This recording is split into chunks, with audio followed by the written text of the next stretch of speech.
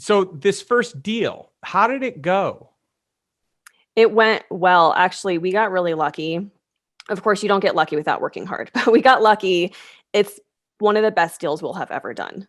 So we'll kind of back up a little bit. We started looking for properties 9 months before we even closed.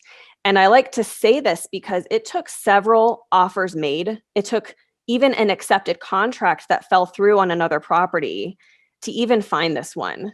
And so this is something where you have to be patient and you cannot settle. Because at some point you'll get discouraged. You'll start feeling desperate, like I just want to close on my first rental. And that's when you make a poor investment. So you really need to be patient and confident that the right thing will come along. That's one thing we did really well. Another thing is I had my real estate license at the time. So I didn't have it for helping clients buy or sell houses. I had it for my own purposes as a real estate investor, which was great because I had access to the MLS. I could have a slight time advantage amongst other people. So this deal in particular, I was looking at expired and canceled listings on the MLS. And I was just making it a regular habit to reach out to people, to stay in touch with people. I would email some of these list agents once a month and just say, hey, I'm still here. If your client ever changes his mind, wants to put the property for sale, I'm interested. Just super friendly, staying top of mind. And what happened with this particular duplex is I'd been emailing this agent for probably 6 months. And so she remembered me. She knew my name. And when it came time for them to put that property back on the market, she reached out to us first. And she said, hey, do you guys still want to make an offer? Because we're going to list this next week. And I was like, oh my gosh, yes. So I made an offer, which to be able to do that is such an advantage. So we made an offer. It was about $100,000 duplex. I recognized that it was an amazing price already. So we bought it for $100,000. And that's essentially how we got our first deal. That's awesome. And, it's great. A lot of people, maybe they don't understand the value of finding something off market. And I talk about this in my book with Commandment 3, Finding Invisible Deals. And one of the types of invisible deals is off market, because when you do an off market deal, there's either no competition or very little competition. And so you don't get bid up. And that is a huge advantage, as you said.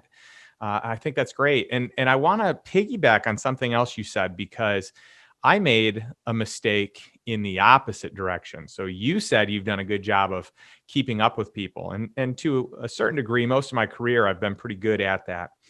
But there was one property that I wanted to buy, and I had put in my calendar to call this owner every 6 months. We were so close on so many different occasions. And so it got to a point where I just wondered if it was even going to work out. Well, I ended up not reaching out this last time, which would have been at the 6-month mark. And then one of my friends said, hey, I am about to put a property under contract, but I can't afford to do it myself. And I was just wondering if you wanted it. You could pay me an assignment fee and you can take it. And I looked at it and I said, oh my goodness, this is the property that I have been negotiating for like 8 years. And they ended up selling it 6 months ago to a group that's just, I don't know how long they've been working on it. From talking to them, it sounds like they hadn't known about it long, and it was just the right time at the right place. I didn't do my check-in call. They end up doing a seller finance note on this. And so it gets even worse though, because these are all the things that I had negotiated. So it was like all the terms that I had negotiated that he wouldn't pull the trigger on. Just quite yet. He just wasn't ready to let it go.